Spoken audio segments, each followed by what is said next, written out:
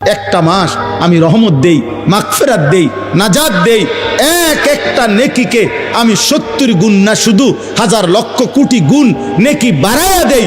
এত কিছু দিয়ে আমি চেয়েছি যেন আমার বান্দা জান্নাতি হয়, মুত্তাকি হয়। তুমি বান্দা কদর করো। আর যদি কোনোভাবেই কদর না করে তো শেষ কথা হলো, মনে রাখবেন রমজানকে যে কদর করে না, রমজানেও যে গুনাহ করে, রমজানেও যে জাহান্নাম থেকে বাঁচার চেষ্টা করে না, রমজানেও যে জান্নাতের আমল করার চেষ্টা করে না, ভাই আমার, ছেলেরা আমার, বাবা আমার, পর্দার আড়ালের মা বোন আমার, সবাইকে এই শেষ কথা বলি।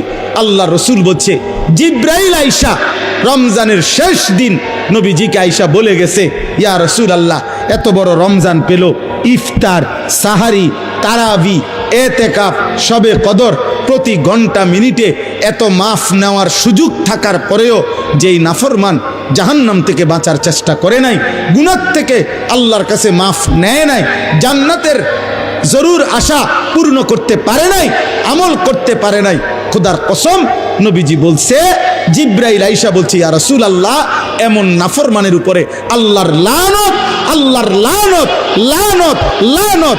নবী বলছে আমিন, আমিন।